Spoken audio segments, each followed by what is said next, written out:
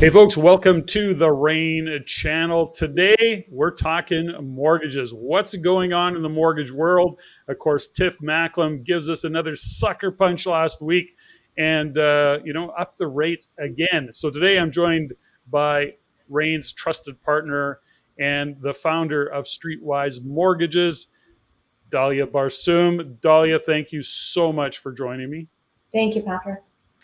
Now, we talked a little bit off air, if you will, about what the heck is going on in the mortgage world. I got a commercial mortgage coming due and September 1st. And, my rate sheet is, somewhere between 9 and 10.25%. I'm going, what the heck? What do we do with all of these things that are going on? You were sharing that on the residential side, people are really bumping up against the challenges of qualification. Huh. Let's unpack a little bit this for our listeners. Let's start by saying, what are you seeing in this mortgage world? What's your thought process, and how are you kind of guiding perhaps some of your clients in making decisions given the rate increases, the qualification challenges?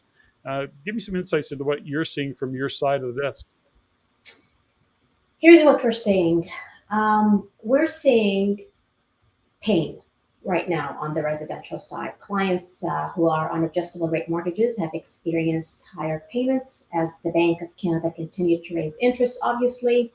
Clients who are into coming into renewals, new rate environment, maybe more than double that what they had. So they're seeing their payment go up. You also got tougher qualifications overall because the stress test is still there. Believe it or not, despite all of this, the stress test is still here. We can argue forever about the benefit of the stress test in this rate environment, but obviously it's making things also more challenging. So we're seeing pressure on cash flow, household budgets, investor property cash flow. Even those who are on a variable rate with a fixed payment, there is heavy talk by the regulators right now to eventually figure out how to bring these payments in line because we're seeing 80, 90-year amortizations on the books of some banks. So all of that is happening in the residential world, and it's obviously adding pressure on many clients. And what we're doing is we're telling clients, okay, where can we alleviate that pressure? And there are still ways. And that includes, again, looking holistically at things and seeing where some big payments could be eliminated and replaced with cheaper money, switching to interest only. We're talking, if you take a 9% interest only, compare it to 8% principal and interest, you can actually get some breathing room switching to an interest only, although the interest rate is higher, So looking at interest only options, reshoveling debts to clear the budget. That's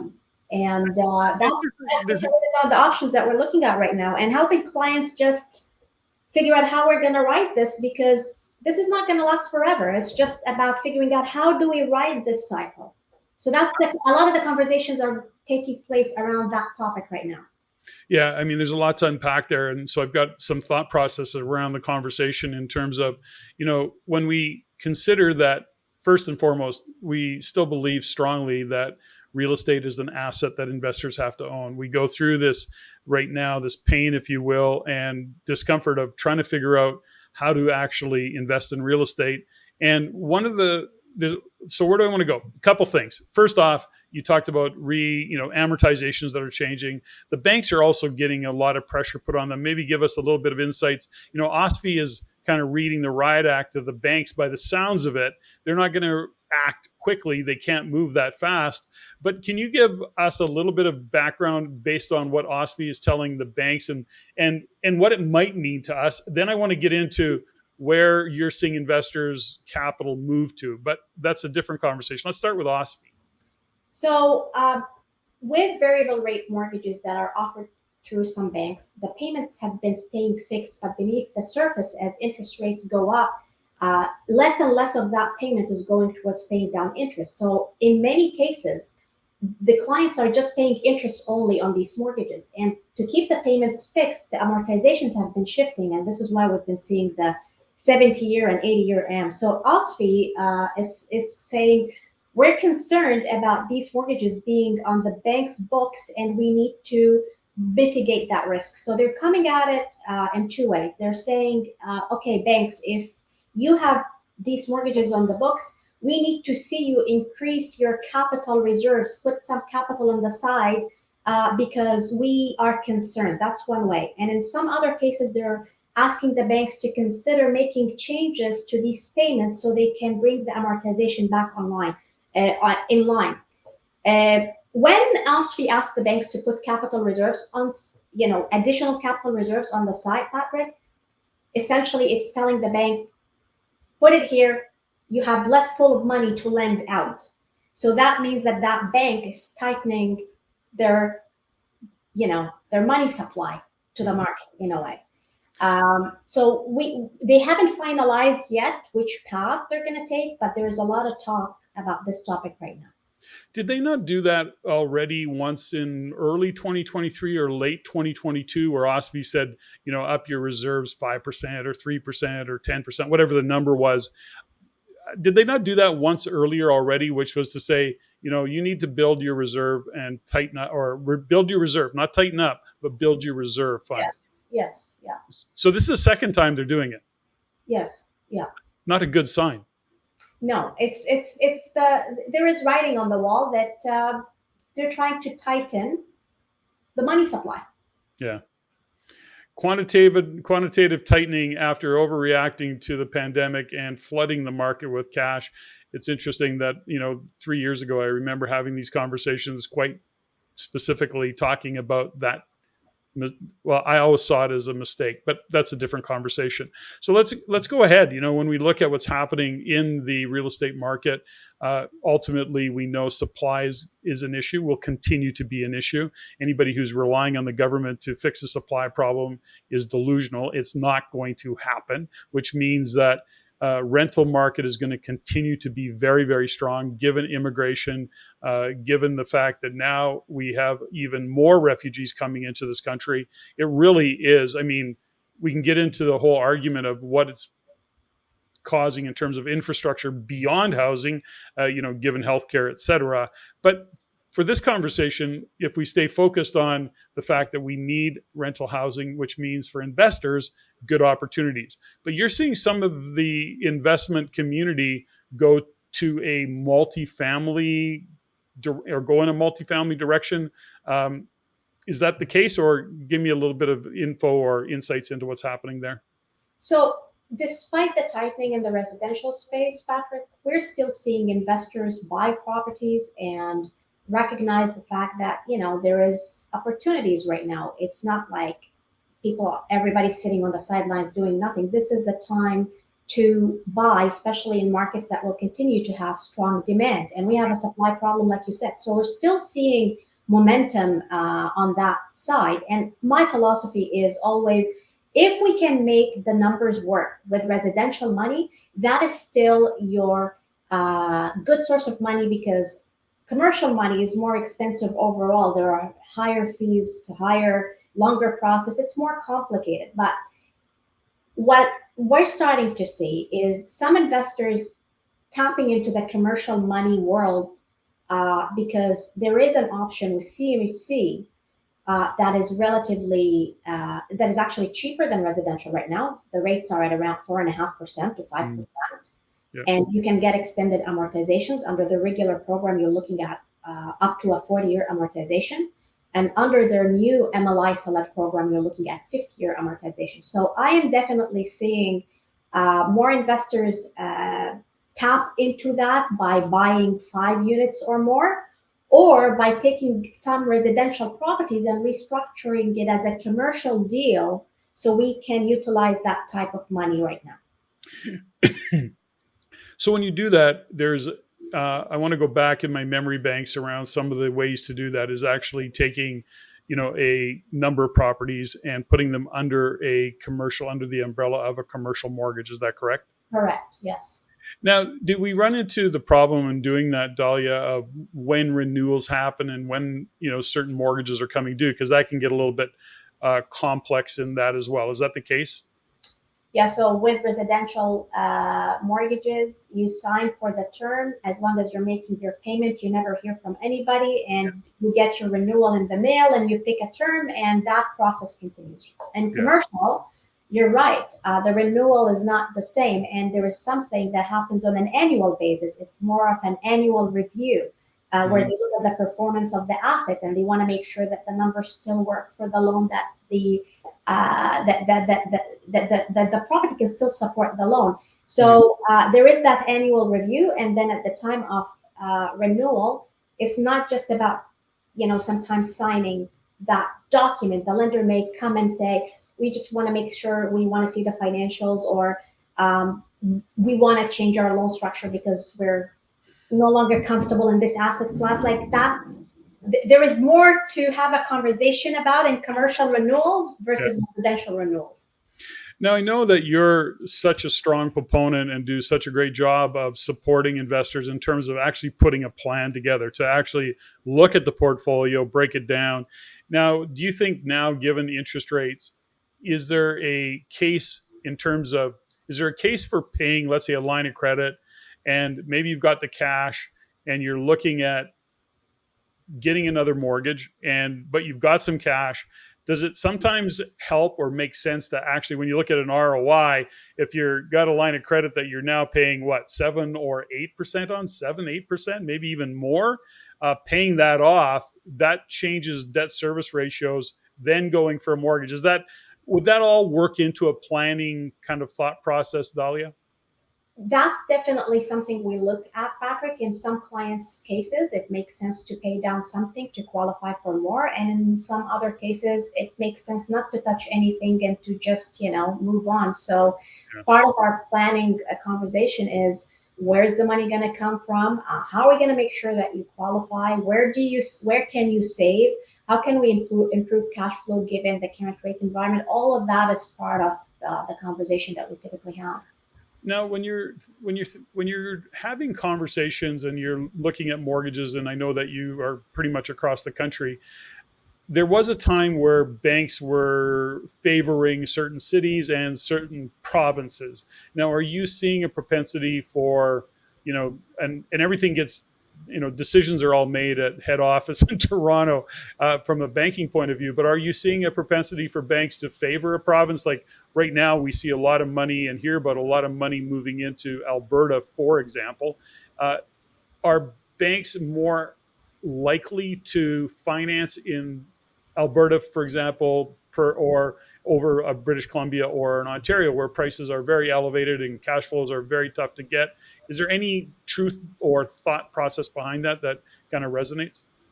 On the residential side, I wouldn't say that lenders favor location outside of the B lenders. The B lenders or alternative lenders are typically a lot more particular about Mm. location, and their location and geography changes all the time. The A lenders, which are the banks, are more about the property itself and the ability of the client to carry that mortgage. So I haven't seen preference for geography with the A lenders. On the commercial side, however, they're particular about the markets they lend in, especially, they don't like to lend in certain markets where the population is below 50,000, or they cut down how much they lend in these markets. So that type of conversation takes place with the commercial lenders more, I find, than on the residential side. So when you're seeing, when you talk about commercial, are you including in that, let's say, multifamily residential, so, or mixed use? Are you seeing better lending opportunities in those scenarios where you're getting multifamily residential or mixed use residential, uh, and business or light industrial? Like, is there a place for investors to go where lending is more favorable? Multifamily and mixed use, where the commercial space is below 30% of the total square footage, attracts uh, good money right now through CMHC, because even if these properties are in small markets, the lenders are still comfortable playing in that sandbox with CMHC's backing, especially under the MLI program, where they're trying to incentivize, landlords to create housing. They are a little bit more lenient, let me put it this way, to support that initiative. If the investor is buying something or renovating something under to enhance energy efficiencies, or to keep some units affordable, or to offer accessibility through the unit. So 5 units and above would qualify for that program. Mixed use with square footage below 30% would also benefit from that. Industrial and light commercial and other commercial categories cannot utilize the CMHC type of money. It's interesting that whenever I have a conversation with you, Dahlia, I'm reminded of a couple things. And I'm such a believer in this, as you know, is that, you need to deal with investor focused mortgage brokers. And somebody like yourself who's professional, have been doing this a long time, understands it. And in a time when lending is more challenging, when finding even deals that make sense are more challenging, this is really the time where you have to work with somebody like yourself that can get this ball over the line, if you will, that lending ball over the line, over the finish line, to get the financing, to get these deals done. And, so even in this conversation, I start to realize, back in another environment, it's easy. Everybody can seem to get a mortgage and money flows pretty freely. And things, to our point, aside from rates increasing, money is just tightening. The banks are going, okay, they're being told you need to use far more discretion in how you have less capital to lend out. You need to pay attention to it.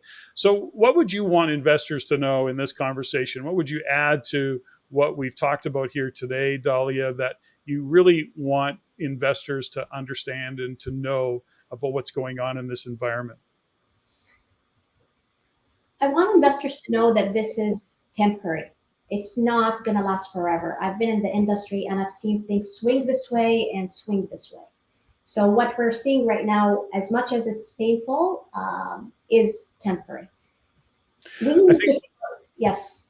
I think that's such a great message and a great reminder. When we look at what's happening in the market today, we have to understand that this is not this is an influencer. This is a economic influencer. We talk about influencers all the time.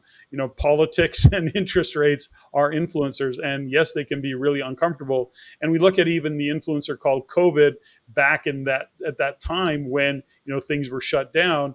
It was an influencer, yet everybody thought the world was coming to an end, the sky was falling, and what happened was we went into a next level of economic growth and real estate growth. And when I look at what's happening today around interest rates, to your point, this is really, we have to know and really see that this is temporary. This can't and won't continue. Now, do we have a timeline?